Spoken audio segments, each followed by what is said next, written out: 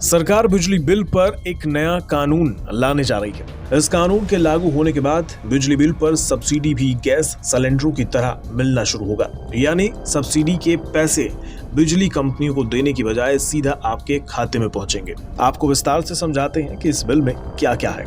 पहली बात जो हमने आपको बताई कि सरकारों की तरफ से बिजली कंपनियों को मिलने वाली सब्सिडी बंद हो जाएगी। इसी सब्सिडी के बदले बिजली कंपनियां ग्राहकों को सस्ती दरों पर बिजली देती थी। अब ऐसा नहीं होगा। बिल आने के बाद सब्सिडी बंद होती है तो बिजली कंपनियां ग्राहकों से पूरा बिल वसूलेंगी। अब सरकार सब्सिडी का कंट्रोल अपने पास रखना चाहती है। सरकार बिल पर सीधा सब्सिडी ग्राहकों को दे सकती है। ये पूरी बात जितनी सीधी आपको दिख रही है वैसा है नहीं।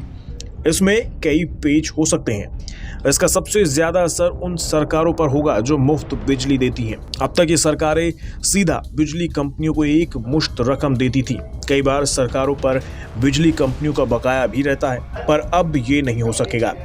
मुफ्त बिजली देने वाली सरकारों को ग्राहकों को सीधा भुगतान करना होगा।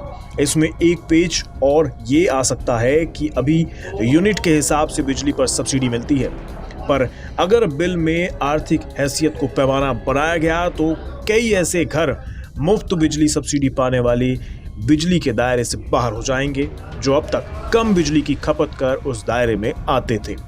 दरअसल ये दलील दी जा रही है कि मुफ्त या सस्ती बिजली देने के दबाव की वजह से बिजली वितरण कंपनियों को हजारों करोड़ का नुकसान हो रहा है। सरकार से मिलने वाली सब्सिडी के बावजूद उस नुकसान की भरपाई नहीं हो पा रही है। बिजली वितरण कंपनियों का दावा है कि मुफ्त या सस्ती बिजली की वजह से होने वाला घाटा 50,000 करोड़ के आंकड़े को पार कर चुका है। सब्सिडी की रकम नहीं मिलना या देरी से मिलना, दोनों ही सूरतों में कंपनियों के लिए नुकसानदेही होता है, जिससे उन पर आर्थिक संकट भी छाता है।